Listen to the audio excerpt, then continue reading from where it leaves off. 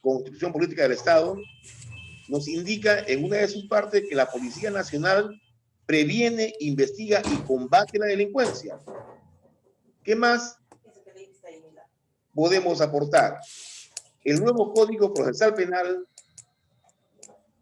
¿qué cosas nos indica? El artículo 4 del título preliminar del nuevo Código Procesal Penal respecto al titular de la acción penal señala en su numeral 2, el Ministerio Público está obligado a actuar con objetividad, indagando los hechos constitutivos de delito, los que determinen y acrediten la responsabilidad o inocencia del ¿No tiene más tareas imputado. del día? Ojo, con esta finalidad conduce y controla jurídicamente los actos de investigación de la Policía Nacional. Voy a repetir, el nuevo Código Procesal Penal, ¿qué indica? Que el Ministerio Público conduce y controla jurídicamente los actos de investigación que realiza la Policía Nacional. Hay unas palabras que siempre se manejan de manera constante, que conllevan, por supuesto, a la elaboración de una serie de actas, quizás las actas más importantes, que es cuando el policía se ve frente al delito y luego de dar cuenta al fiscal, ¿qué hace el policía? Todo lo que el policía puede hacer después de dar cuenta al fiscal,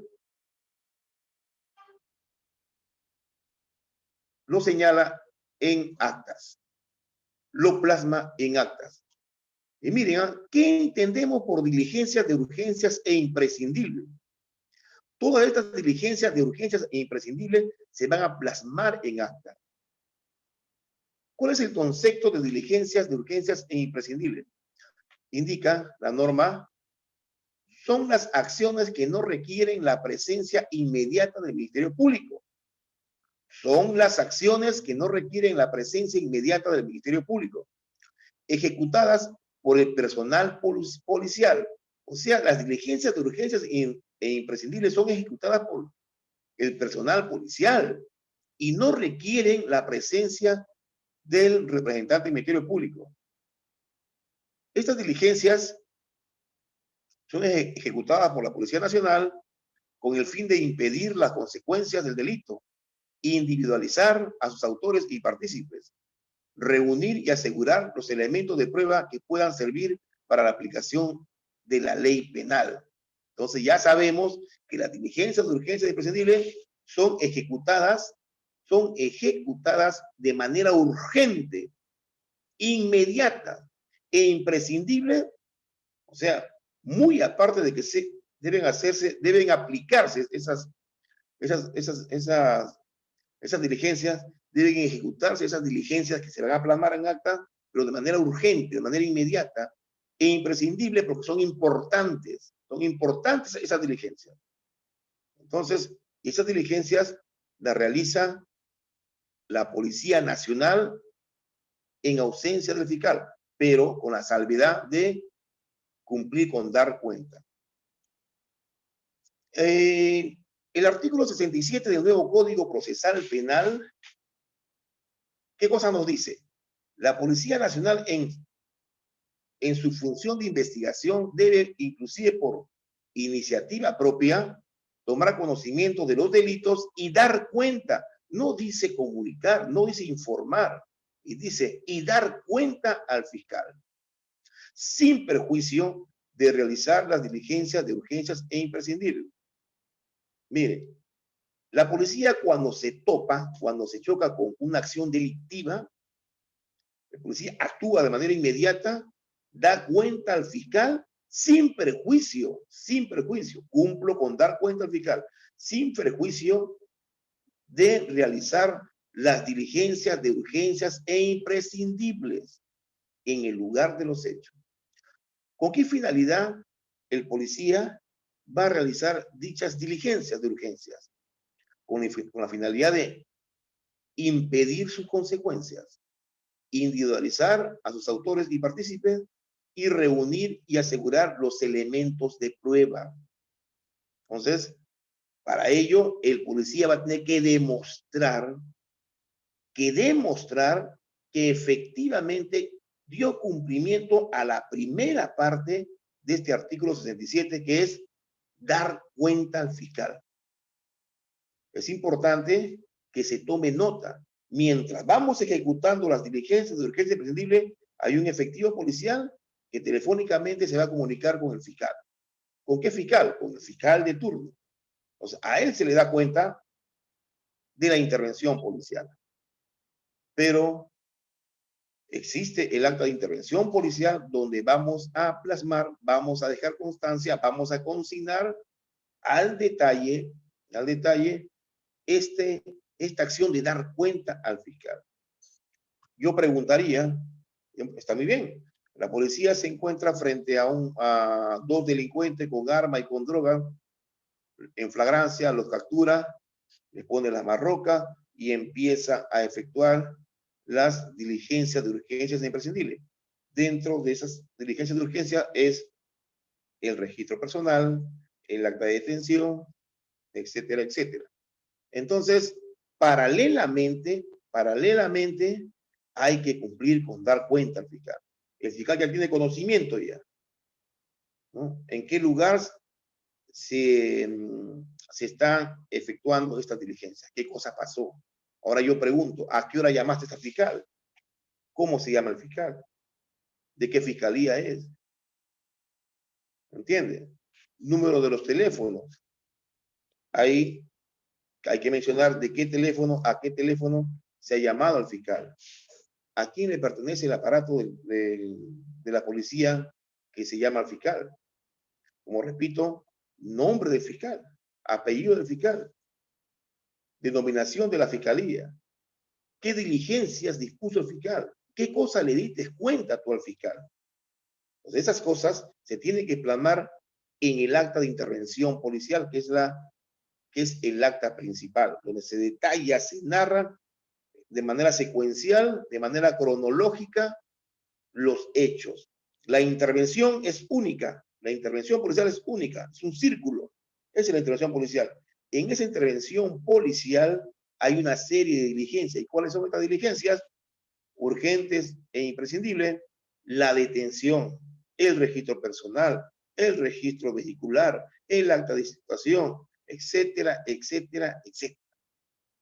Entonces, todo este conjunto de actas van a ser anexadas al acta principal, que es el acta de intervención policial. Entonces, en el acta de intervención policial hay que detallar, hay que dejar constancia, hay que consignar esta acción de dar cuenta al fiscal. Muchos colegas nuestros, quizás por el apuro o por la falta de experiencia o falta de conocimiento, solamente en este acto se deja constancia que de la intervención policial se le hizo conocimiento al señor fiscal. Nada más. ¿Qué fiscal? Nombres, apellido del fiscal. ¿De qué fiscalía es? ¿De qué teléfono llamaron al fiscal? Teléfono número tanto. ¿Qué aparato? Samsung. Aquí me pertenece ese aparato. Que sale la llamada a su oficial fulano de tal, identificado con el número tal. A tal número. ¿Qué cosa se le dio cuenta al fiscal? ¿Qué cosa dispuso el fiscal? Entonces, ¿qué cosa se le da cuenta? Se le da cuenta de la intervención. Hemos intervenido, hemos capturado, hemos detenido al señor fulano de tal y todo pareciera que tendría dentro de su poder o está en posesión de droga y arma. ¿Qué cosa va a disponer el fiscal? Señor, ejecuten ustedes las diligencias de urgencias imprescindibles. Entonces, mucho cuidado que aquellos policías que solamente dan cuenta y lo esperan sentado al fiscal en el patrullero hasta que él venga dentro de 1 o 2 horas y recién ejecutar la diligencia. No es así. Y ya le vamos a explicar por qué no es así. El artículo 330 del nuevo Código Procesal Penal indica: el fiscal, al tener conocimiento de un delito de ejercicio público de la acción penal, podrá, dice, no dice deberá, dice podrá el fiscal constituirse inmediatamente en el lugar de los hechos. Podrá, no dice deberá. ¿Qué nos indica el artículo 331 del nuevo Código Procesal Penal? Dice: tan pronto la policía tenga noticia de la comisión de un delito, lo pondrá en conocimiento del Ministerio Público por la vía más rápida y también por escrito, indicando los elementos esenciales del hecho y demás elementos inicialmente recogidos. Como verán, entonces el artículo 67, artículo 330 y el artículo 331 del nuevo Código Procesal Penal nos hablan de que efectivamente la policía, al tomar conocimiento de un hecho delictuoso, cumple, está en la obligación de dar cuenta de manera inmediata al fiscal, de manera inmediata al fiscal. Y cuando nos habla de inmediata, es mediante el uso del teléfono. Le damos cuenta al fiscal de la intervención y procedemos o continuamos realizando nuestras diligencias de urgencias e imprescindibles. Todas estas diligencias se plasman en actas policiales. Miren, ¿no?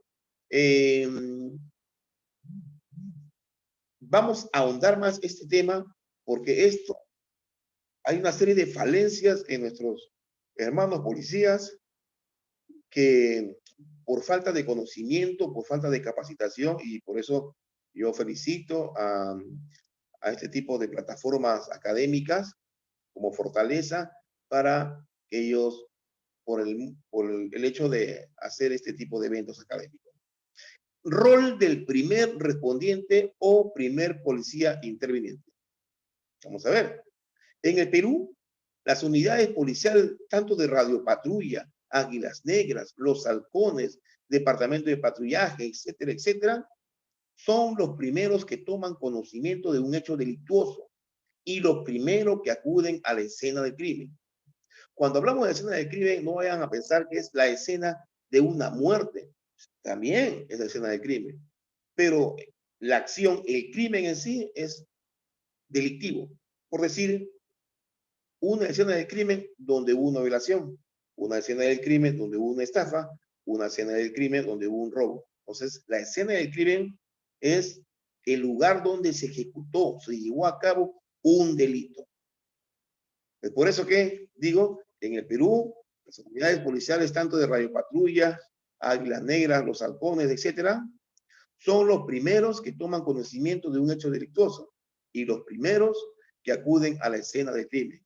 Pero allí radica el talón de Aquiles de la actuación policial, porque no se está capacitando ni preparando a este personal, que también se les conoce como el primer respondiente. Entonces, mis hermanos de Radio Patrulla, ustedes son considerados como el primer respondiente. El efectivo policial que se topa con un delito, ¿no?, que interviene de manera flagrante un acto delictuoso, es el primer respondiente. Pero acá en Perú se le conoce como el primer policía interviniente. Pero a nivel mundial, a este mismo policía, primer interviniente, se le conoce también como el primer respondiente. Recomendaciones para el primer respondiente. Vamos a ver, hay una serie de recomendaciones que le damos al policía primer respondiente, especialmente a los policías de radiopatrulla, halcones, etcétera. Dice estas recomendaciones: el policía primer respondiente deberá tener como herramientas de trabajo una tablilla, papel bond en blanco, formato de actas policiales para su llenado, lapicero negro, una agenda conteniendo los números telefónicos de los juzgados, fiscalías, comisarías, unidades especializadas, tanto de la Divincris, Divandros, como criminalística, DIRCRI o FICRI. Asimismo, estos primeros respondientes deben contar con conos de plástico, cintas amarillas de protección de escena, un aparato celular para poder filmar su actuación. Los primeros respondientes deben saber impulsar el plan cerco. Ellos son los que van a impulsar el plan cerco. Y el primer respondiente debe estar preparado, capacitado para actuar de acuerdo al artículo 67 del nuevo Código Procesal Penal. Seguimos. Debemos empoderar a la policía en las funciones del primer respondiente. El éxito o fracaso de la investigación preliminar y la investigación del delito dependerá de que las acciones en esta respuesta inicial sean las adecuadas. El artículo 67 del nuevo Código Procesal Penal le otorga al policía primer respondiente la seguridad operativa. O sea, el artículo 67 le otorga al policía primer respondiente la seguridad operativa, la seguridad jurídica para poder realizar las diligencias de urgencias e imprescindibles en el lugar de los hechos, después de haber dado cuenta telefónicamente al fiscal de turno los detalles de dicha intervención policial. No es necesario, dicen, que el primer respondiente tenga que esperar la presencia del fiscal para recién actuar. No, señores.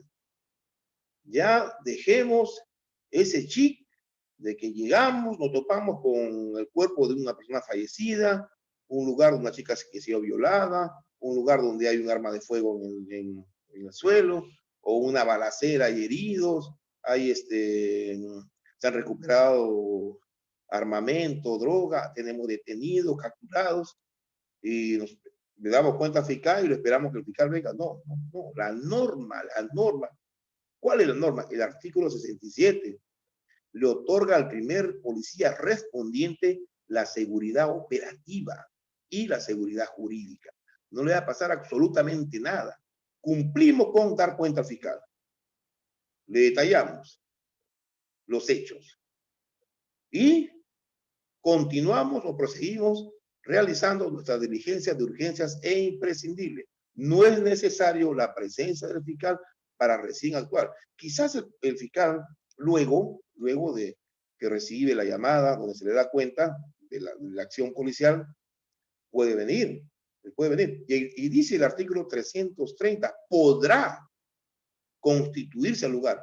Pero sí, hay unas diligencias que son obligatorias, como el levantamiento de cadáver, ¿no? Que tiene que estar presente el señor fiscal. Bueno, ahí sí esperamos y todo ello, ¿no? Pero el resto de delitos tenemos que ir avanzando, ¿no? El primer respondiente en el lugar de los hechos o escena del crimen deberá ejecutar una serie de diligencias inmediatas e inaplazables en estricta aplicación de dos fases importantes. La primera fase que va a ejecutar el primer respondiente se denomina fase de conocimiento y verificación. La primera fase que va a ejecutar el primer respondiente se denomina fase de conocimiento y verificación. Y se subdivide en ¿qué? Comprobación de los hechos. Vamos a comprobar los hechos, vamos a verificar los hechos, vamos a constatar los hechos. ¿A qué hora llegó la policía? ¿En qué hemos llegado? ¿Quiénes somos los policías que hemos llegado? ¿Qué cosas hemos encontrado en la escena? Un cadáver, la característica del cadáver, la posición del cadáver. Luego de haber comprobado los hechos, vamos a garantizar la preservación de la escena. Vamos a garantizar la preservación de la escena. Nadie toca nada, nadie llega.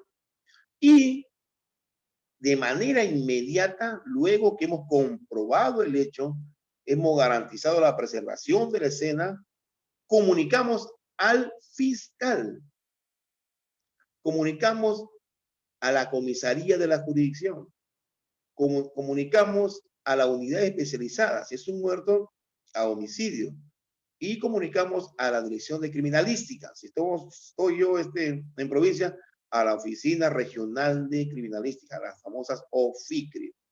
Entonces, es el primer respondiente el que va a comunicar al fiscal, el que le va a dar cuenta al fiscal.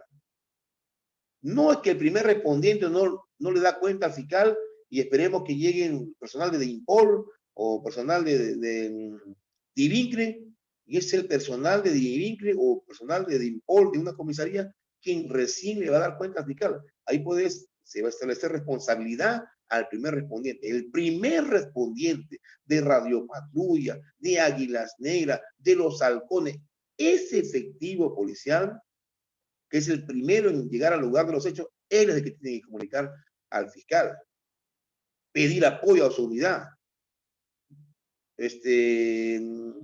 comunicarse con la comisaría de la jurisdicción.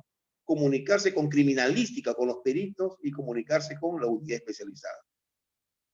La segunda fase se llama fase operativa.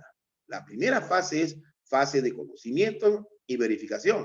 La segunda fase que va a ejecutar el primer respondiente se denomina fase operativa. Y esta fase operativa, el primer respondiente va a proteger y aislar la escena del crimen. Proteger y aislar la escena del crimen. Ya, ahí vienen ya los conos, vienen las cintas. Entonces, el primer respondiente debe tener todas esas herramientas. El personal de radiopatrulla tiene que salir con sus conos, debe salir con su cinta amarilla. Entonces, y luego que hemos protegido y hemos aislado la escena del crimen, vamos a perennizar la escena del crimen. ¿Cómo? Mediante croquis, mediante un dibujo o mediante fotos, fotografías. Inmediatamente tenemos como primer respondiente, ya estamos ya protegida la escena, procedemos a efectuar diligencias de urgencias e imprescindibles con la finalidad de identificar y capturar a los autores y partícipes. El primer respondiente debe realizar entrevistas policiales, no las entrevistas que lo va a plasmar en actas, no, las entrevistas comunes y corrientes. Y estas entrevistas policiales deben ser inmediatas a los testigos, víctimas, agraviados, etcétera, vendedores ambulantes, a vecinos, a fin de impulsar el plan cerco para lograr la identificación, ubicación y captura de los actores y partícipes del delito investigado.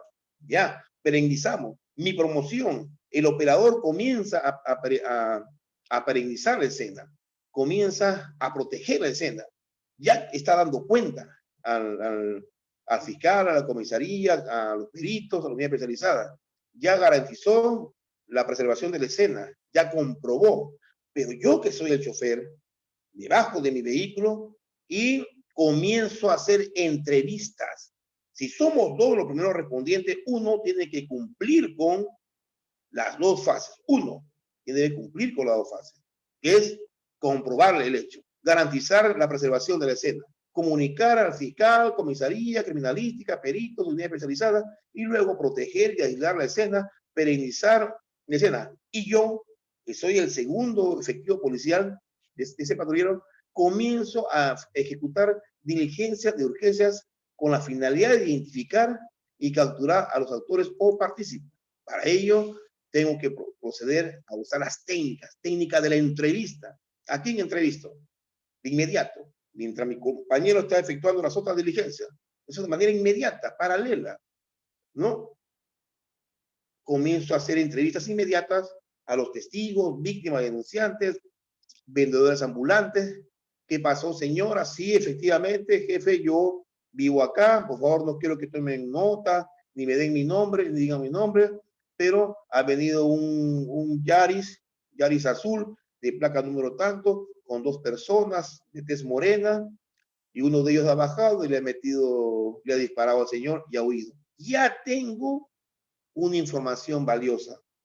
El vehículo, marca, modelo, color y características personales. Ahí yo impulso el plan cerco.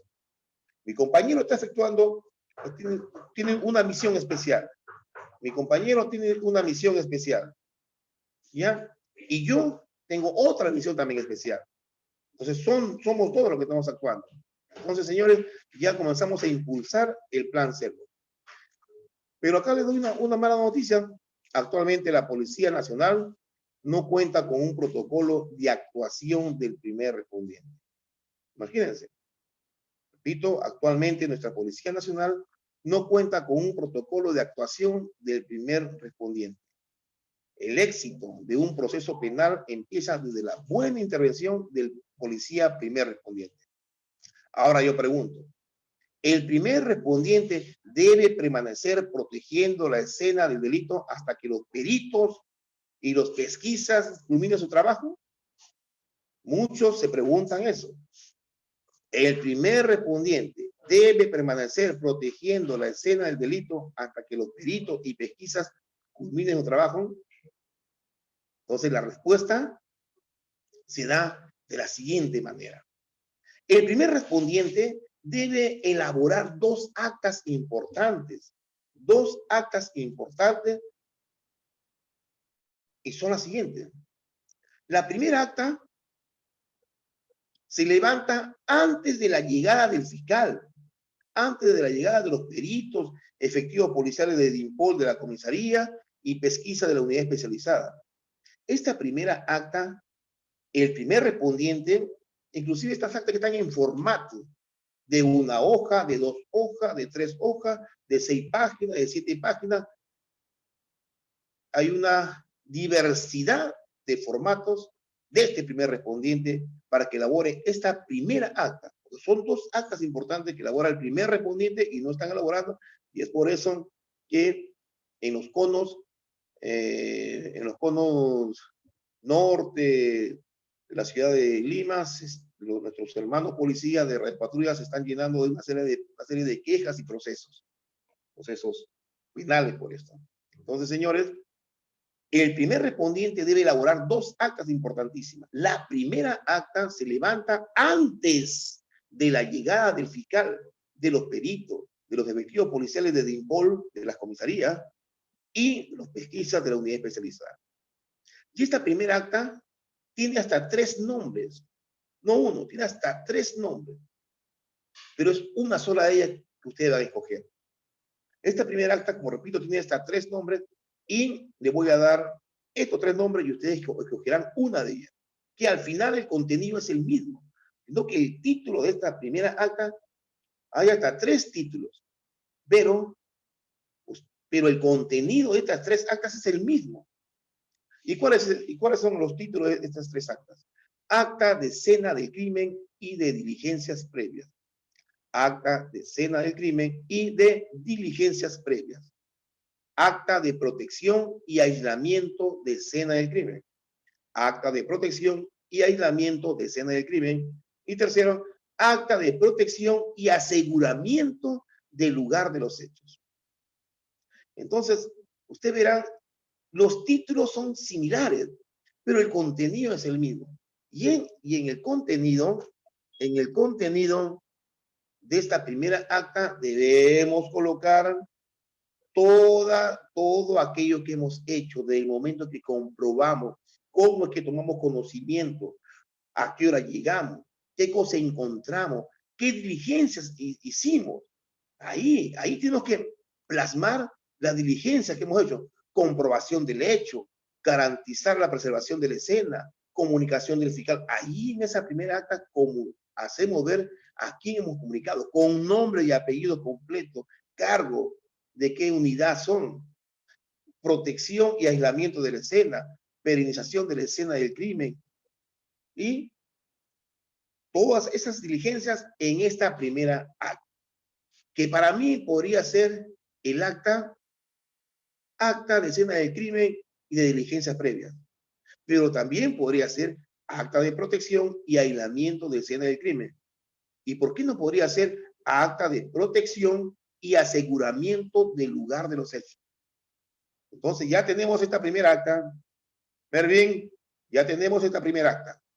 Entonces esta primera acta, señores, ya la tenemos. Ahí mira el Marshall, hay que cuidar al Marshall. ¿No?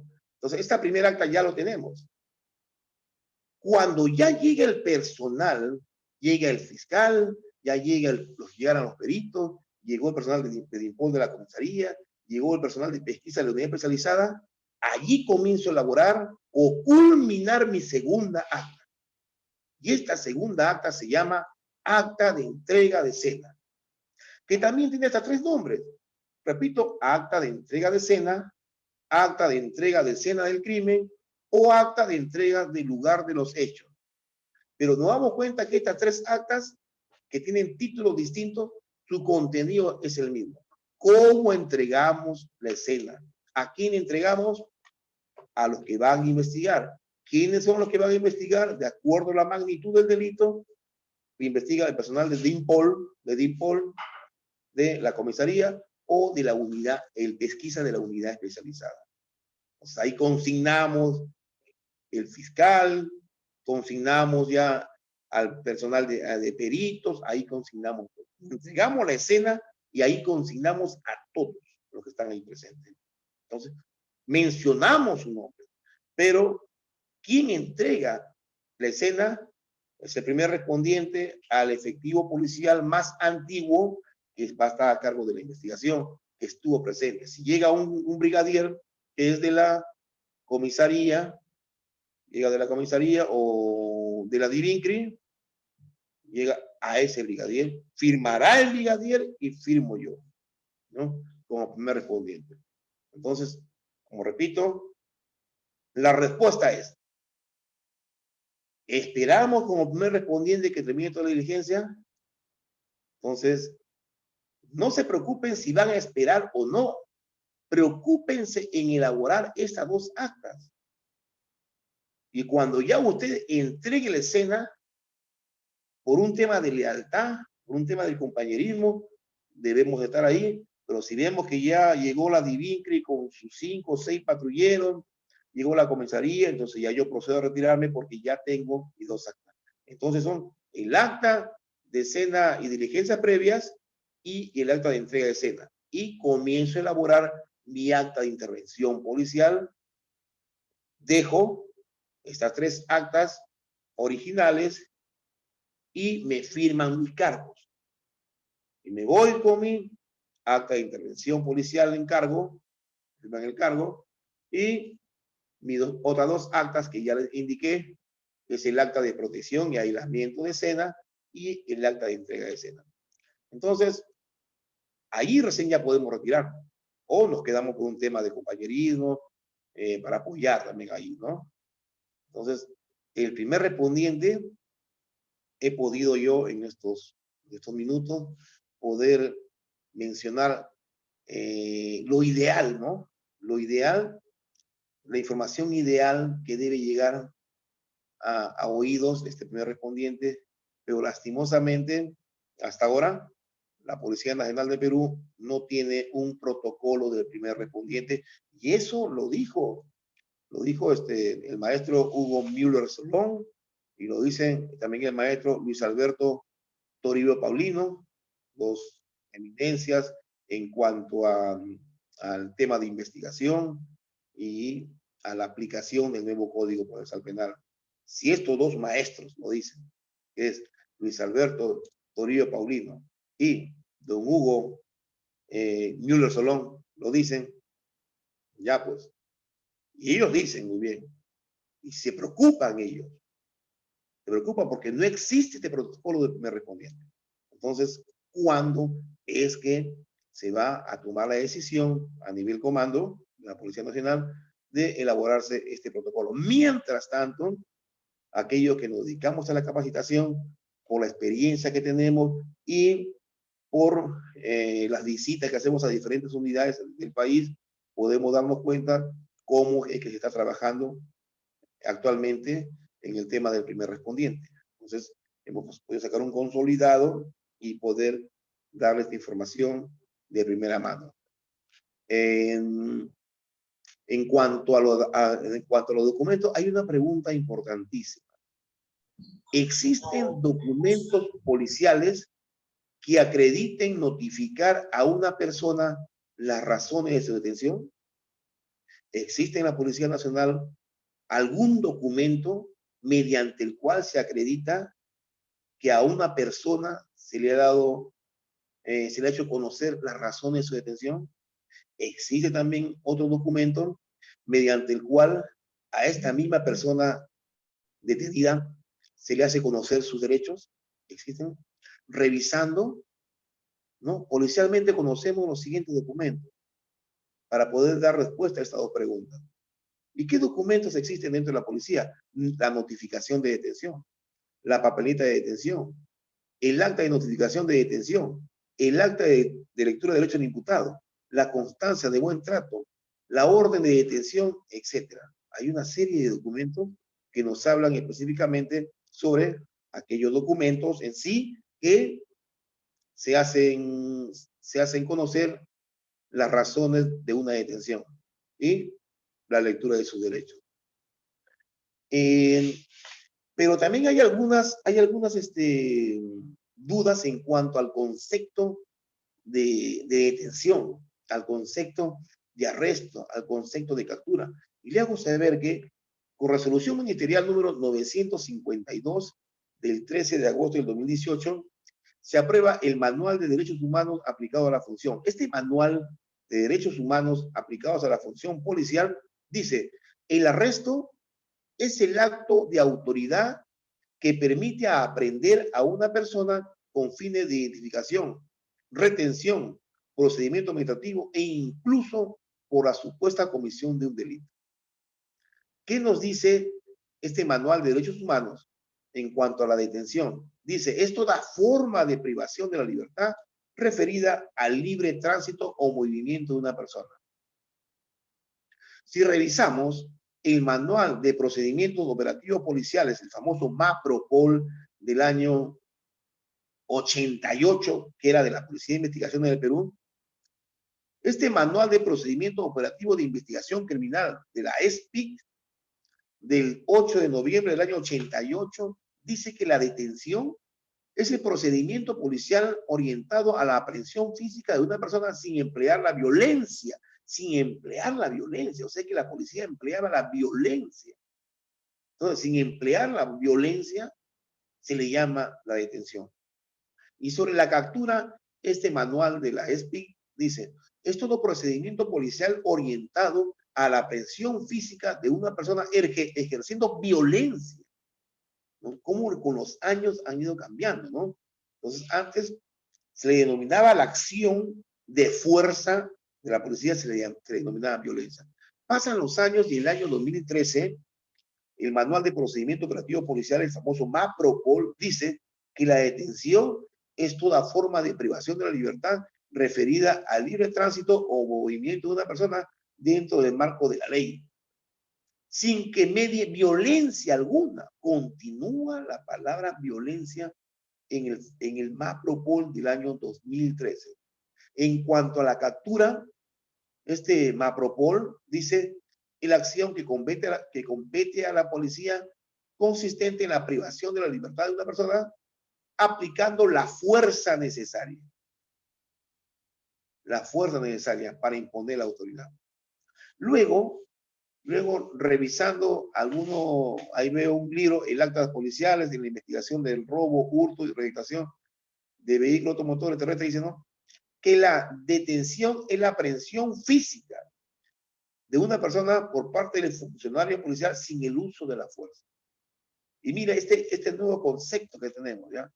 Un nuevo concepto sobre la captura. Es la aprehensión física, dice, que la captura es la aprehensión física de una persona por parte del funcionario policial haciendo uso diferenciado y progresivo de la fuerza, teniendo en consideración los niveles que permiten controlar, reducir, inmovilizar y conducir a la persona sin causarle lesiones. En conclusiones, detención es la aprehensión física de una persona sin uso de la fuerza. Y la captura es la aprehensión física de una persona haciendo uso moderado de la fuerza. Entonces, en cuanto al arresto, el 1 de julio del año 2009, toda persona podrá proceder al arresto de cualquier sujeto en caso de flagrancia. Dice, ¿no? Al ponerse en vigencia en todo el país, la ley 29.372, que modifica los artículos 259 y 260 del nuevo Código Procesal Penal, referido precisamente al arresto ciudadano. Miren, ya tenemos los conceptos de arresto, ya tenemos los conceptos de detención y el concepto de captura. Ahora pregunto, ¿quién firma el documento? Hasta ahora no estamos identificando qué documento es. ¿Quién firma el documento mediante el cual se le hace conocer al intervenido las razones de detención? La segunda pregunta es, ¿quién firma el documento mediante el cual se le hace conocer al intervenido los derechos que le corresponden en su condición de imputado o detenido? ¿Quién firma? ¿Firma el personal primer respondiente? firma el personal que intervino a esta persona, firma el personal que detuvo a esta persona, que capturó a esta persona, o lo firma en la dependencia policial el comisario, el jefe de la subunidad, el jefe de unidad. ¿Quién firma? La respuesta está en el artículo 71 del nuevo Código Procesal Penal, que nos hablan de los derechos del imputado. Y en el numeral 2 dice: la Policía Nacional debe hacer saber al imputado de manera inmediata y comprensible sus derechos. De manera inmediata y comprensible su derecho. Estas actas, señores, las firmará el policía que priva la libertad. Él, el policía que priva la libertad, allá en lugar de los hechos, es aquel que debe firmar dicho. Y seguimos. Miren qué importante esto, ¿no? Entonces, ahora queremos saber cuál es la primera denominación que se le da a este documento mediante el cual se priva la libertad. El artículo 383 del nuevo Código Procesal Penal dice, en cuanto a la lectura de la prueba documental, dice, en el numeral 1, inciso E, del artículo 383 del nuevo Código Procesal Penal, las actas levantadas por la policía que contienen diligencias objetivas e irreproducibles actuadas de acuerdo a la ley, tales como las actas de detención. Dicen que podrán ser incorporadas al juicio para su lectura. Podrán ser incorporadas al juicio para su lectura las actas de detención, reconocimiento, registro, inspección, revisión, pesaje, hallazgo, etc. O sea, ya indica ya nuestro Código Procesal Penal la denominación de este documento, acta. Ya no notificación de detención, ya no papeleta de detención. Entonces ya sabemos que se llaman actas de detención. Pero vamos a seguir hurgando. El manual de documentación policial del 27 de julio del año 2016, que tiene 227 páginas, que está vigente, que en cuanto a los documentos relacionados a la detención de una persona existen 3. O sea, nuestro manual de documentación del año 2016 indica que existen 3 documentos relacionados a la detención de una persona. ¿Y cuáles son estos documentos? El acta de detención, acta de lectura de derecho del imputado y notificación de detención. Si revisamos el contenido de estos 3 documentos que nos habla el manual de documentación policial, nos vamos a dar cuenta que el contenido de estos 3 documentos es el mismo. Se transcribe el artículo 71, que es los derechos del imputado. Y un agregado más. Revisado completamente el manual de documentación policial, vemos que no existe la constancia de buen trato. Y hemos seguido investigando. Y llegamos a la directiva para la intervención policial en delito flagrante. Directiva para la intervención policial en delito flagrante del 7 de marzo de 2016. Y esta directiva dice que existen 2 documentos relacionados a la detención de una persona, que es acta de detención y acta de lectura de derecho del imputado. Revisamos completamente la directiva y no encontramos la constancia de buen trato. Ya vemos que existen 3 en el manual de documentación y en esta directiva de intervención policial en delito flagrante existen 2. Y tampoco existe la constancia de buen trato. Revisamos el protocolo que regula la detención preliminar judicial y la detención judicial en flagrancia. Este protocolo nos habla de un solo documento en cuanto a la detención de una persona, que es el acta de notificación de la detención y lectura de derechos. ¿Miren? Acta de notificación de la detención y lectura de derechos. Revisamos este protocolo, que es del 12 de abril del año 2017, tampoco se considera a la constancia de buen trato. Y seguimos revisando y llegamos al protocolo específico de control de identidad. Protocolo específico de control de identidad del 23 de agosto del 2018. Este protocolo de control de identidad en cuanto a la documentación relacionado a la detención de una persona nos dice lo siguiente. En todos los casos, el personal policial deberá elaborar una constancia de buen trato, donde debe consignarse también la acreditación del retiro del identificado de la dependencia policial.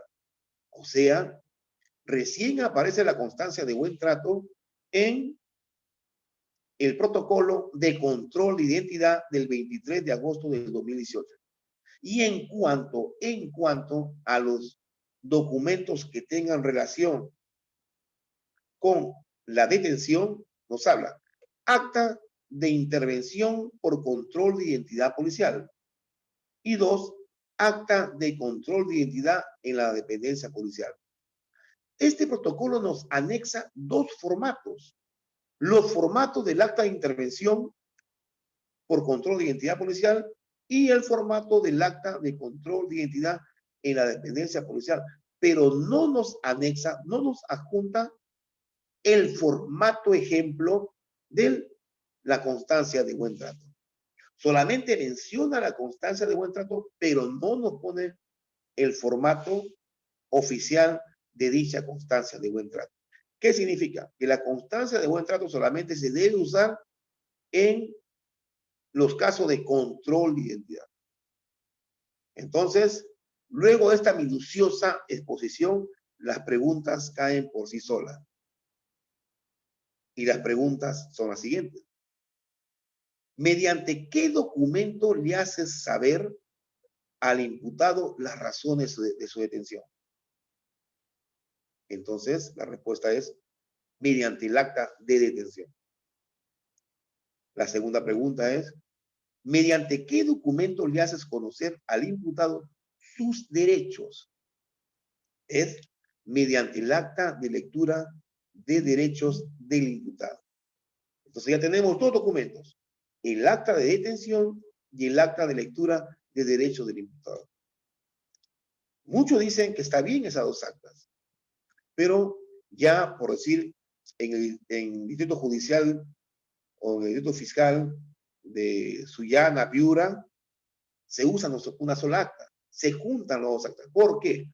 Porque el acta de detención y el acta de lectura de derechos del imputado, su contenido es el artículo 71 del nuevo Código Procesal Penal. O sea, estos 2 documentos tienen casi el mismo contenido. Por lo tanto, como es una sola acción, el darle, ¿cuál es primero? ¿El acta de detención o la lectura de derechos? Primero es la lectura de derechos y luego viene el acta de detención, de manera inmediata. Por lo tanto, son 2 actos distintos. Otro dice que es un solo acto. Es un solo acto. Bueno, así hay. Por eso que el derecho y la vida policial te permite que efectivamente de un artículo varias personas tengan conclusiones distintas, ¿no? Pareceres distintos, criterios distintos. Y eso es bueno. Entonces, hoy en día se está usando una sola acta, y es el acta que estamos impulsando los capacitadores, y es la siguiente, es el acta de detención y lectura de derechos del imputado. Acta de detención y lectura de derechos del imputado. Desapareció la constancia de buen trato. Muchos seguramente continuarán usándola. Bueno, los capacitadores nos dedicamos a eso, a dar nuestros pareceres, nuestras recomendaciones, nuestras sugerencias, y ya está en manos de ustedes aplicar o no. Porque el conocimiento que los capacitadores damos es un conocimiento que tiene respaldo, está sustentado.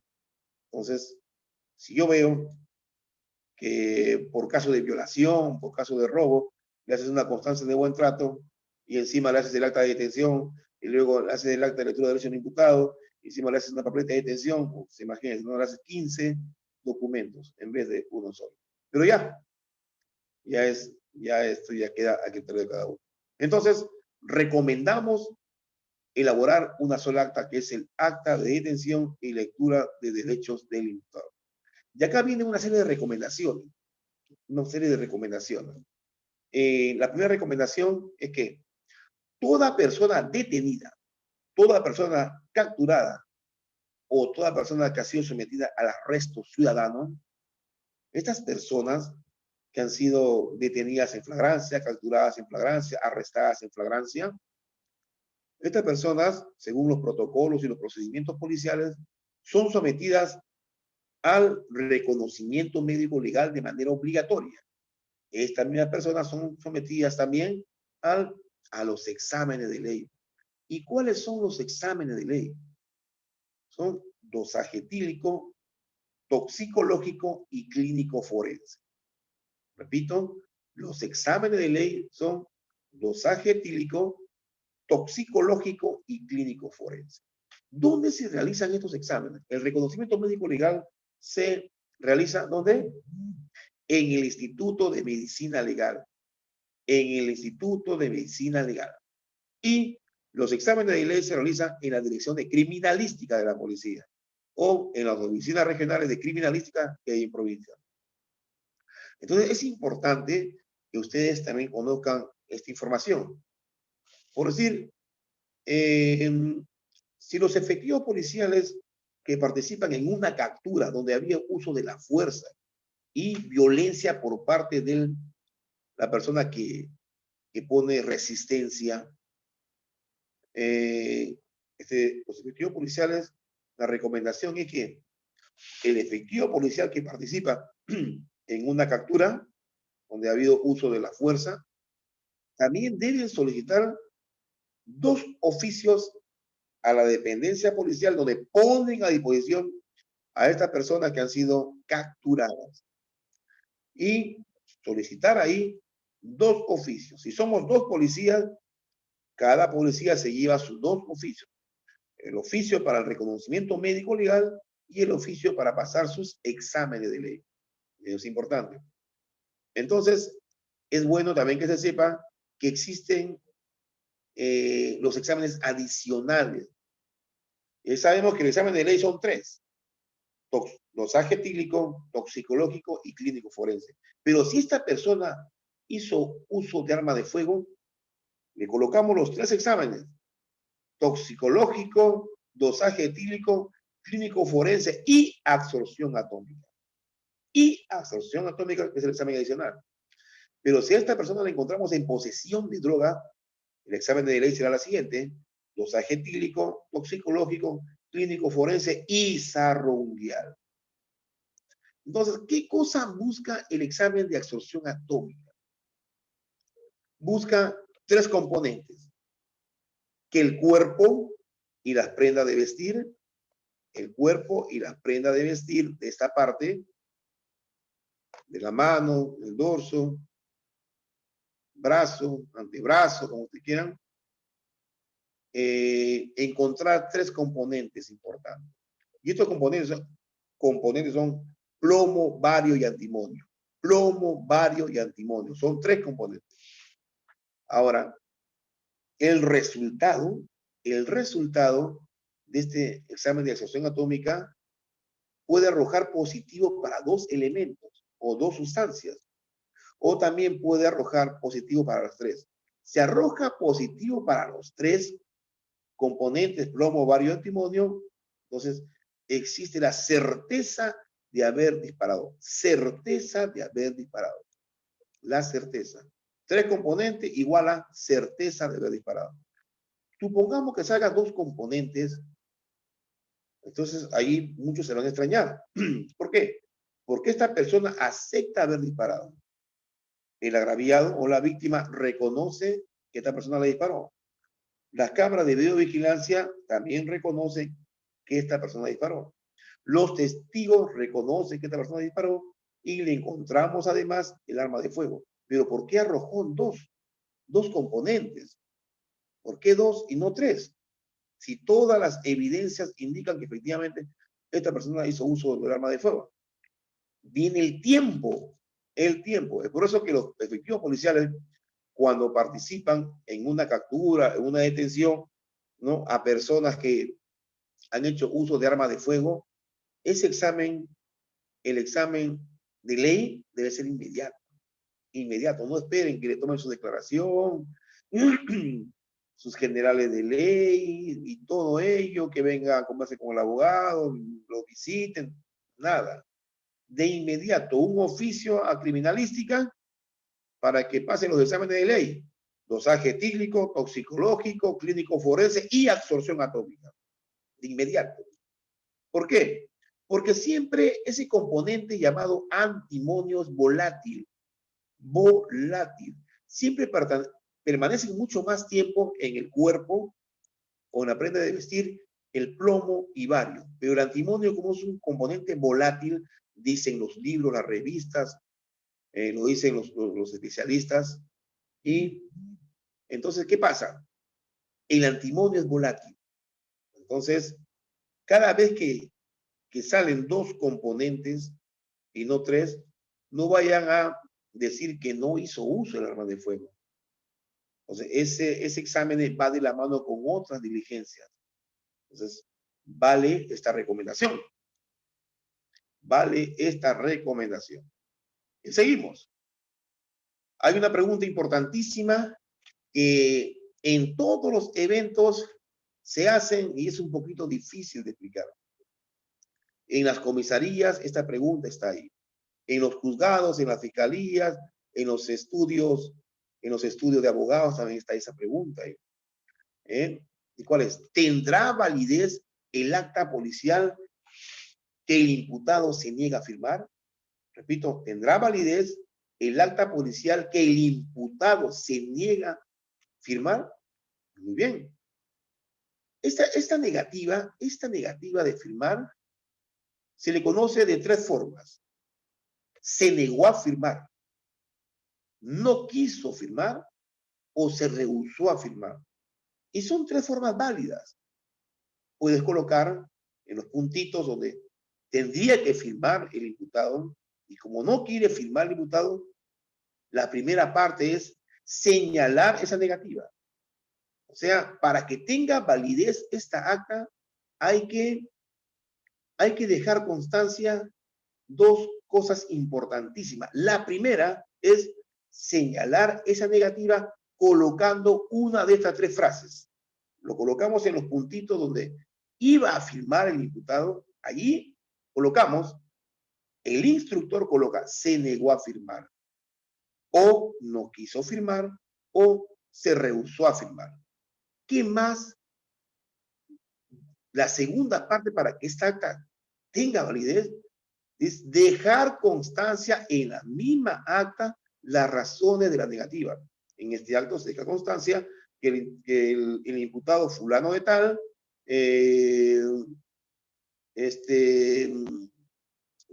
indica como razón de su negativa a afirmar que no está de acuerdo con el contenido del acta o que por recomendación de su abogado, en ausencia, no debería firmar. Cualquier razón coloca usted ahí. Que esta persona se lo diga. Entonces, señalamos por escrito el instructor con su puño y letra, se negó a firmar, no quiso firmar o se rehusó a firmar y dejamos constancia en la misma acta las razones del porqué de esa negativa. Si colocamos estas 2 situaciones, la respuesta sería A. ¿Tendrá validez el acta policial que el imputado se niega a firmar? Sí, señor. Si tiene validez, porque coloqué, se negó a firmar y dejé constancia en la misma acta las razones de esa negativa. Continuamos. Otra pregunta que siempre nos escuchamos en las esquinas de las comisarías o en el comedor de otras comisarías, lo escuchamos en la fiscalía, en el juzgado, lo escuchamos en los mejores estudios de abogados. Ahí se escucha siempre esta pregunta. ¿Tendrán validez las actas policiales que se redactan en un lugar distinto al lugar de los hechos? Repito, ¿Tendrán validez las actas policiales que se redactan en un lugar distinto al lugar de los hechos? Una respuesta Sí. que viene de la mano, con una serie de investigaciones. No existe de manera específica alguna disposición en cuanto a las razones del por qué levantamos el acta en un lugar distinto al lugar de los hechos.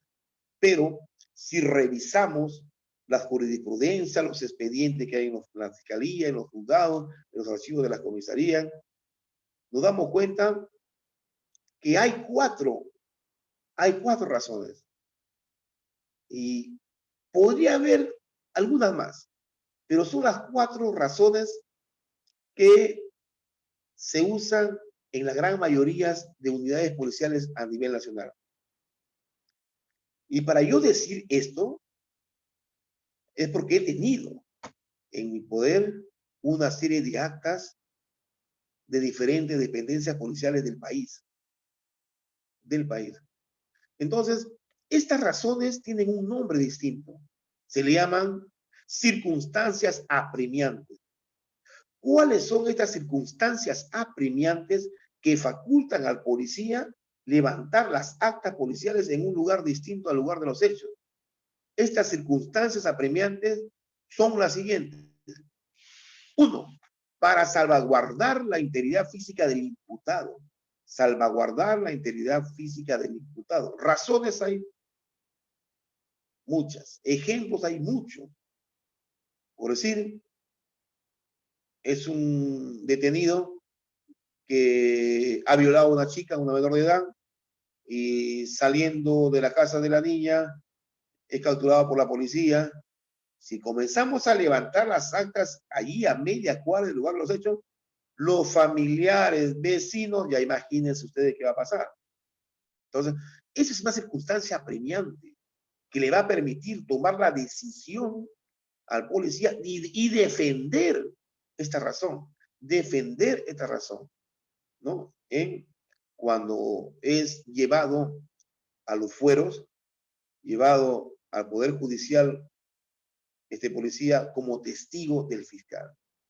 Y tendrá que sustentar por qué colocó en el acta como razón para levantar el acta en un lugar distinto esto, el salvaguardar la integridad física del imputado. Señor juez, señor abogado, usted que me está preguntando, o señor juez, señor fiscal, usted me está preguntando, tomé esa decisión de sacar al imputado porque a media cuadra fue el lugar de los hechos, el lugar de la violación.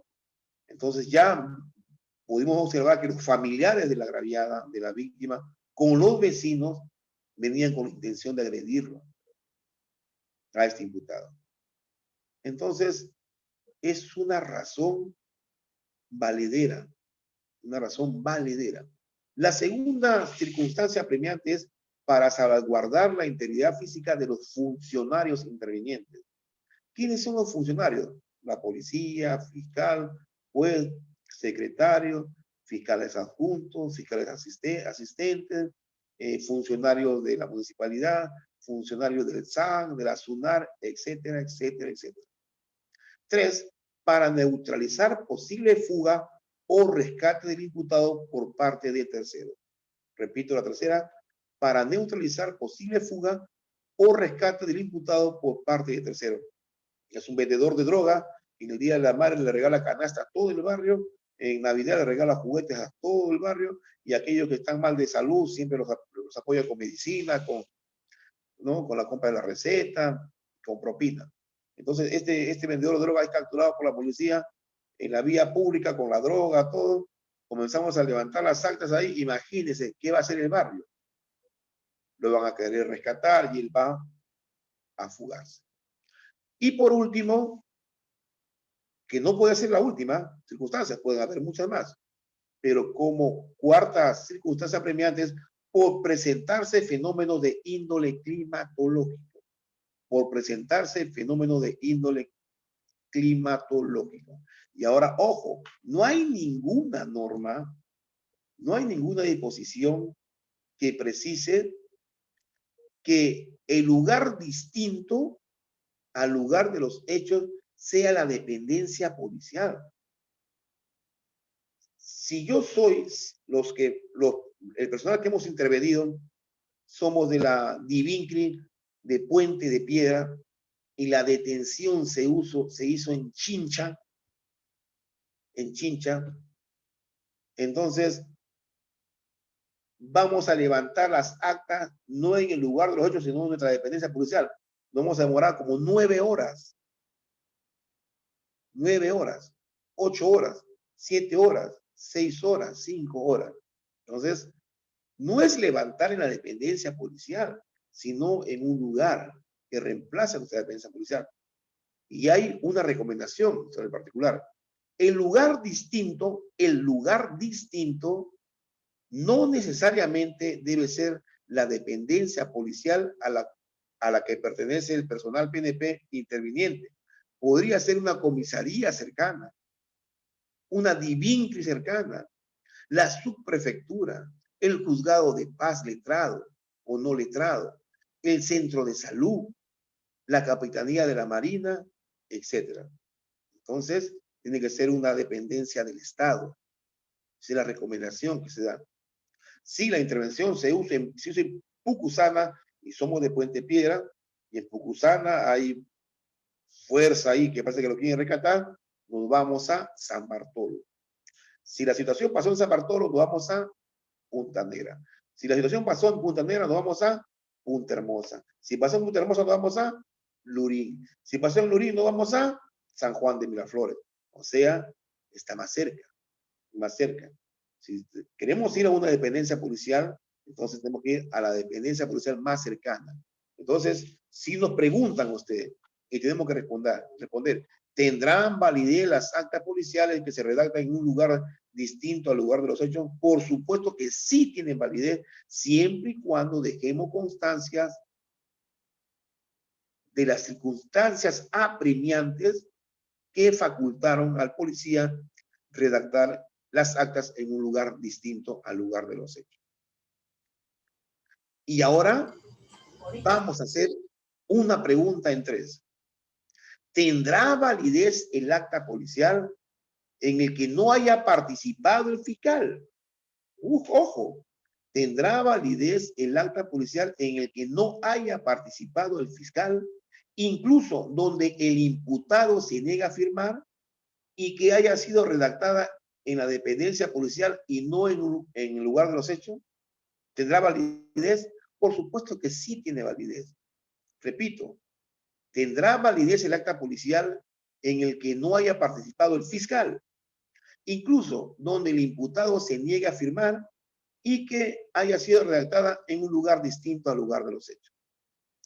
Tiene validez, por las razones que ya le he explicado, pero existe, señor.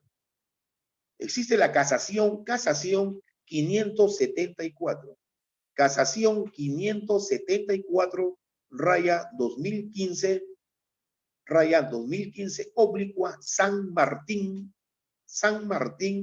del 19 de enero del 2016. Esta casación fue emitida por la Sala Penal Transitoria de la Corte Suprema. Sala Penal Transitoria de la Corte Suprema. ¿Qué dice esta casación 574? Dice, el encausado Chimoy Molleda en su recurso de casación plantea como tema general de una jurisprudencia si el acta de incautación no confesionada in situ, sin firma del imputado y sin firma del fiscal, a pesar de haberse consignado su intervención, tiene valor probatorio. Repito, plantea como tema general una jurisprudencia si el acta de incautación no confesionada in situ, sin la firma del fiscal y sin la firma del imputado, tiene valor probatorio. ¿Y por qué tiene valor probatorio? Porque se consignaron las situaciones que yo acabo de mencionar. Entonces, señores, proseguimos con esta disertación. Existe en el mundo policial algunas falencias de las muchas que hay, pero poco a poco con este tipo de ponencias, con este tipo de eventos académicos, vamos observando que efectivamente nuestra policía está ya cambiando, hay un cambio optimista en cuanto a la elaboración de las... Existe el clásico policía Superman. El clásico policía Superman dice, ¿no? En nuestra Policía Nacional existen algunos oficiales y suboficiales que adoptan las poses del policía Superman. Toda vez que en una sola intervención policial, estos policías participan y consignan al mismo tiempo sus datos en 2 o 3 actas levantadas simultáneamente. Ejemplo, aparece consignados, este policía Superman aparece consignado en el acta de registro personal, en el acta de registro vehicular, en el acta de registro domiciliario, en el acta de incautación vehicular, en el acta de situación vehicular. Y miren, ¿no? Y por coincidencia, estas diligencias se inician a la misma hora y fecha y culminan en horarios distintos. Entonces, el policía Superman ya debemos ir desterrándolo, porque no puede un solo efectivo estar en el acta de incautación del vehículo y al mismo tiempo en el acta de registro personal. O sea, este policía a las 9 de la mañana está levantando el acta de incautación del vehículo y al mismo tiempo está participando en el acta de registro de un registro personal. No puede estar. Entonces, el policía Superman, que le gusta también diferentes actas, su mala actuación va a conllevar que estas actas sean cuestionadas y se le excluyan del proceso. Pero si tenemos policía Superman, por supuesto que también tenemos imputados Superman. Hay imputados, hay detenidos, hay intervenidos que participan también en diligencias distintas, como el policía es muy apurado, quiere llegar rápido a la comisaría, o que tiene que ir a almorzar, o tiene que ver su novela, o tiene que llamar por teléfono familiar, no sé, o hacer otro tipo de diligencias. Cogen, ¿no? Ya, ven acá, venga usted detenido, le voy a hacer el acta de intervención, el acta de incautación del vehículo a las 9 de la mañana. Pero paralelamente, el otro efectivo policial también a las 9 de la mañana le comienza a redactar el acta de registro personal. Mientras yo le voy incautando el vehículo, a las 9 de la mañana mi colega va efectuándole el registro personal a este detenido. Y otro efectivo policial le va haciendo el acta de detención y lectura de derecho imputado a la misma hora. Entonces, no, hay que tener mucho cuidado con la cronología, con el tiempo, con el tiempo. Desterremos los policías supermanes y también desterremos los imputados supermanes. Algunos me preguntan, ¿qué acta va primero? ¿Qué acta va segundo? Antes de responder qué acta, cuál es el orden de las actas, qué acta va primero, qué acta va segundo, tercero, cuarto, quinto. Entonces, vamos a dar lectura lo que la Comisión Distrital de Implementación del nuevo Código Procesal Penal del Distrito Judicial del Santa, Chimbote. Esta Comisión Distrital de Implementación del nuevo Código Procesal Penal del Distrito Judicial del Santa, miren, esta comisión elaboró la resolución administrativa número 004-2017 del 2 de marzo del 2017. Con esta resolución administrativa, esta comisión de implementación aprueba el instructivo para la formulación de las actas policiales en el Distrito Judicial del Santa. Miren, este instructivo en su recomendación número 9 señala, literalmente, el acta de intervención policial será levantada en último lugar. Pero usted me dirá, sí, también, pero eso será en Chimbote, pero en Trujillo, esta acta se levanta primero y se cierra después de todas las actas. Entonces, no hay unidad de criterio, tanto en el Ministerio Público como en la Policía Nacional. Y cuando no hay unidad de criterio en el Ministerio Público y en la Policía Nacional, entonces tendríamos que estar a la espera que todas las comisiones de implementación del nuevo Código Procesal Penal que existen en todos los distritos judiciales saquen sus instructivos mediante una resolución administrativa. Mientras tanto, los policías, para elaborar el acta de intervención policial, tenemos que tener el aval del fiscal, el aval de nuestro jefe. Jefe, doctor, ya estamos elaborando el acta de intervención policial. ¿Cómo? ¿Va del primero? ¿Va? No, ponlo al último. Ponlo primero. ¿Por qué?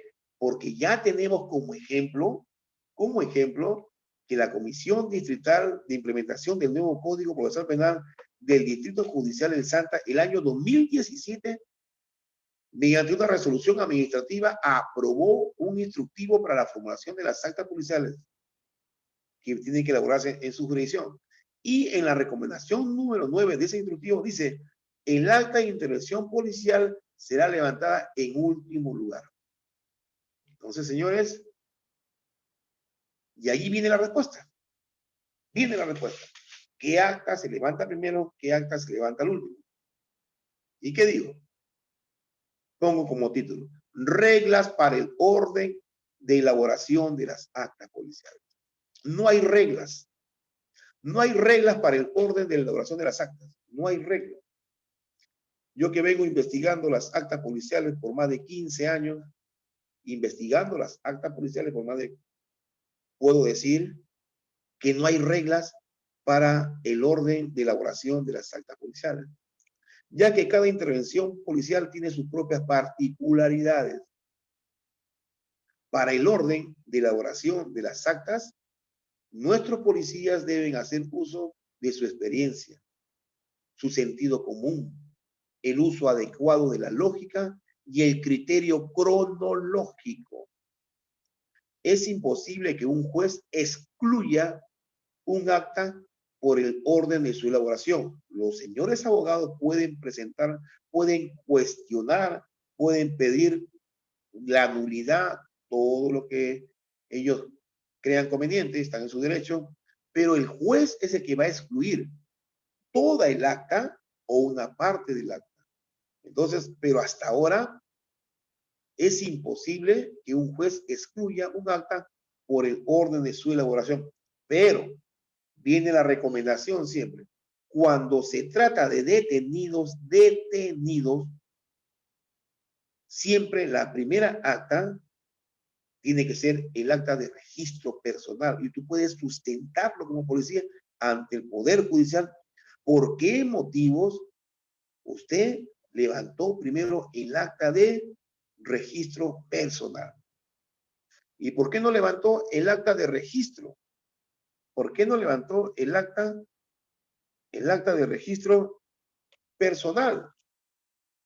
No, ¿por qué no levantó usted el acta de incautación? ¿Y por qué usted de frente se fue a efectuar, a realizar el registro personal que conllevó al acta de registro personal? Por las siguientes razones, señor juez, por las siguientes razones, señor abogado, porque con la única finalidad de poder prevenir que esta persona que iba a registrar tenga que autoeliminarse o atentar contra el personal policial, contra los testigos, contra el personal de la fiscalía, del juzgado. Y ahí están las razones, porque como consecuencia del registro personal hemos encontrado un arma de fuego. ¿Qué pasaría si empezamos a efectuar la incautación del vehículo y el señor está dándonos todos sus generales de ley, toda su información, en los detalles de la incautación de este vehículo y saca el arma que tiene escondida, se quita la vida o mata o hiere al personal policial, a nuestro fiscal que estaba presente, al testigo que estaba presente, al agraviado que estaba presente, a los transeúntes que estaban pasando por ahí. Entonces, señores, puede sustentar que siempre cuando hay un detenido o dos detenidos, la primera acta se tiene por lógica, por sentido común, por conocimiento, por experiencia de tantas muertes que han habido, que hay delincuentes que como se han quitado la vida. Han quitado la vida a policías, ¿no? Y a diferentes personas. Entonces, cuando hay detenido la primera acta, que tienen que ustedes que defender la primera acta es el acta de registro personal. Defienden esa posición sustentando el porqué. El juez no lo va a excluir. El juez no lo va a excluir. El juez es un profesional inteligente, con mucha capacidad de raciocinio, y va a decir, si el mayor Colchado con su personal primero levantaban el acta de incautación del vehículo robado, al momento que está dando sus generales de ley la información, verificando qué tiene el vehículo, no tiene el vehículo, la característica del vehículo, saca el arma, se quita la vida de delincuente. Entonces, primero procede el acta de registro personal, cuando hay detenido. Esa es una recomendación importantísima. Ya nos quedan 7 minutos. De aquí en la siguiente clase va a ser el día viernes 26 y el día 2 de abril. El próximo viernes tenemos 2 horas. El día de hoy ha habido un pequeño percance en los organizadores en cuanto al tiempo. Yo estaba disponible desde muchos minutos antes, pero ahí estamos. Creo que he tocado temas importantísimos que nuestros participantes querían escuchar. Les prometo que en la siguiente clase voy a tocar temas así también, que es los males, ¿no? Los males para que nuestros policías estén empoderados. El policía, como lo dijo el maestro Hugo Müller Solón, el día de ayer yo le escuché un evento importantísimo que me gustó escucharlo. Siempre es bueno escucharlo al maestro Hugo Müller Solón. Él nos habló de algo importante, ¿no? Que el policía debe tener la seguridad operativa y la seguridad jurídica. El policía.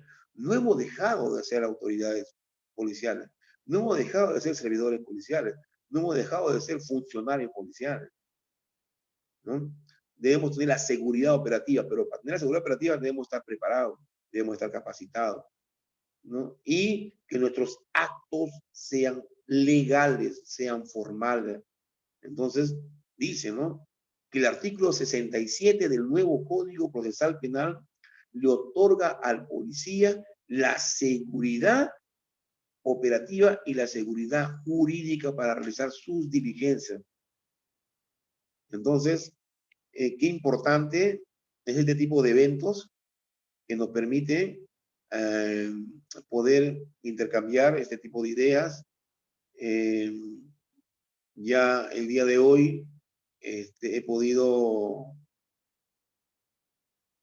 compartir este conocimiento sobre la base de la experiencia, de los hechos que pasan en nuestra dependencia policial. En nuestra dependencia policial hay una serie de problemas y estas son las preguntas que se me hacen. Yo recibo un aproximado de 15 a 20 llamadas diarias con este tipo de problemas que tienen nuestros hermanos policías y siempre le damos estas recomendaciones, ¿no? Recomendaciones. Para la próxima clase tenemos también más preguntas como es, ¿no? ¿Tiene validez probatorio el acta de intervención policial donde el instructor consigna los dichos del intervenido? Sí, señor, yo soy el ladrón, yo lo he matado, yo le he disparado, esa arma es mía, esa droga es mía, yo vendo droga, yo soy extorsionador. Y el policía que hace en el acta de intervención dice, en este acto se deja constancia que el intervenido fulano de tal acepta ser el delincuente, acepta ser el propietario del arma, ¿no? Acepta ser el ladrón, acepta ser dueño de la droga y que se dedica a la droga. Esos son dichos dichos y las actas son sobre hechos, hechos, hechos. Las actas no son de dichos. Los interrogatorios se hacen en un lugar distinto, donde se plasman en actas de declaración, actas de manifestación, donde debe estar sí o sí el abogado del intervenido. La norma dice que esta persona no se puede autoinculpar. Entonces, no nos podemos apresurar, no podemos nosotros plasmar en el acta de intervención policial ni en ninguna acta en el lugar de los hechos las aceptaciones, las autoinculpaciones del imputado. En este acto se deja constancia que de manera voluntaria y espontánea el intervenido y detenido fulano de tal acepta ser el propietario del arma, acepta vender droga, acepta que él robó, acepta que él fue el que le disparó.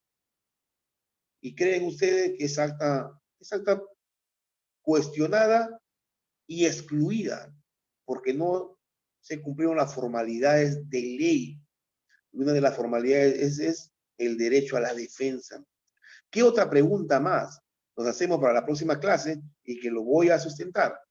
¿Tendrá validez probatoria el acta de intervención policial donde el instructor plasma los dichos o las versiones de los denunciantes, agraviados y víctimas que reconocen? En este acto, dicen así muchos policías e instructores, en el acta de intervención policial, en este acto se deja constancia que de manera involuntaria y espontánea la agraviada, la denunciante o la víctima, señora Flor de Tal, reconoce plenamente al intervenido Cristian Colchado Pinto como el autor de la violación de su hija menor de edad, como el que se dedica a vender, como el autor de la persona, el autor del robo, como el autor de la extorsión.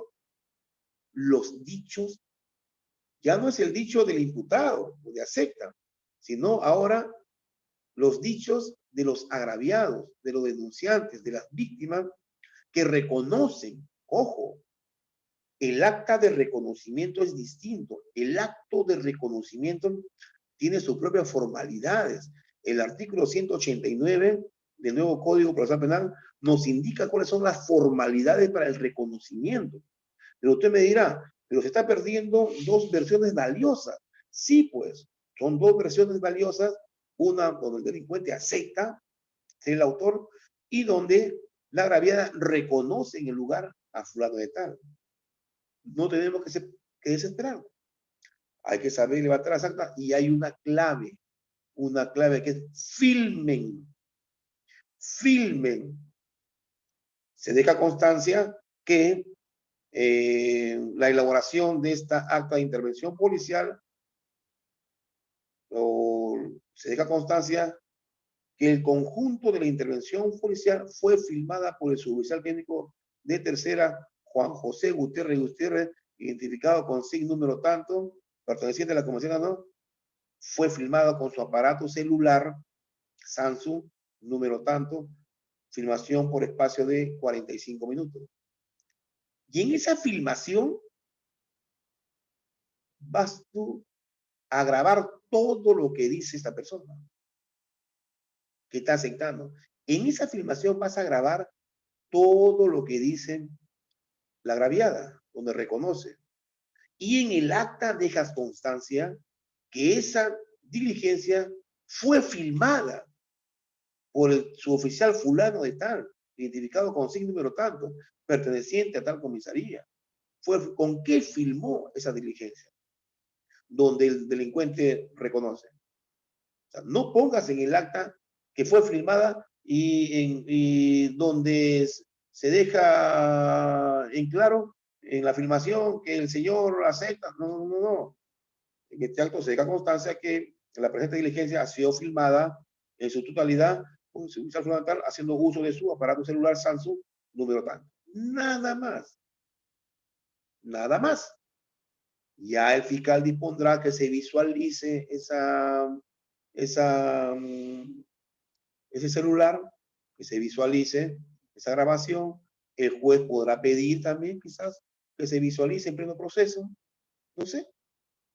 Y cuando el fiscal pide que se visualice, el fiscal escuchará, está aceptando que él es el ladrón, el juez escuchará, que la agraviada lo reconoce a esta persona como el que lo violó, el que le robó, el que le quitó la vida a su hermano. Entonces, esas cositas son algunos tips que debemos manejar. Bueno, señores, me hubiese gustado responder algunas preguntas, pero ya estamos con el tiempo cumplido. Las preguntas ustedes las pueden dejar en la plataforma de Fortaleza y yo en el transcurso de mañana y pasado estoy respondiendo para que ustedes puedan tener la información exacta de sus dudas. También los invito a visitar a mi Facebook, Cristian Colchado Pinto, Cristian Hernán Colchado Pinto, donde usted me agarre con un terno con corbata, porque tengo dos Facebook. Un Facebook es estrictamente familiar y el otro Facebook académico, donde me ven ustedes ahí con corbata. Ese Facebook, los invito, entren a ese Facebook, van a encontrar ustedes más de 1000 temas como los temas que he tocado hoy día. Hoy día creo que he tocado algo de 15 temas importantes. Ahí tienen algo más de 1000 temas, más de 1180 temas. Entonces, ahí te van a encontrar y quizás la respuesta que ustedes, las preguntas que ustedes quieran hacerme, ya las pueden encontrar en ese Facebook. Mándenme ustedes la invitación, yo los puedo aceptar, o en todo caso pueden visualizar porque es público, un Facebook público. Los invito para el día 26, viernes 26 de este mes, para esta segunda ponencia. Espero que se mejore el problema el tema de logístico para poder entrar más temprano. Sí, yo lo sé, le he dejado a los organizadores algunos formatos de acta, algo más de 50 formatos de actas, nuevos formatos de actas, y también le he dejado actas ya elaboradas de archivo también que pueden dar, y algunos temas que he tocado hoy en día, ¿no? Pero ya con mayor detalle para que ustedes lo puedan tener. En todo caso, déjeme su correo electrónico, algunos en mi WhatsApp no, sino en mi Facebook, y también les puedo pasar. Pues señores, cuídense mucho, ya saben que la próxima clase tenemos, le dejo una pregunta para el día 26, que es la próxima clase. El que lo responde tiene su libro, mi última edición del Protocolo de Actuación Policial. Protocolo de Actuación Policial, que es mi último libro. Es un libro de compilación de los 12 protocolos de actuación policial. Le regalaría ese libro a aquel que responda. La pregunta es, ¿puede un efectivo policial varón efectuar el registro personal a una delincuente o una intervenida, a una detenida mujer? Repito, ¿puede un efectivo policial varón en el lugar de los hechos efectuar registro personal a una intervenida, detenida, imputada o delincuente mujer? A ver, esa es la pregunta que les dejo para el día 26, viernes de este mes. Muchas gracias. Bendiciones. Cuídense mucho. Muchas gracias, docente. Muchas gracias, doctor. No, doctor, no. Magíster.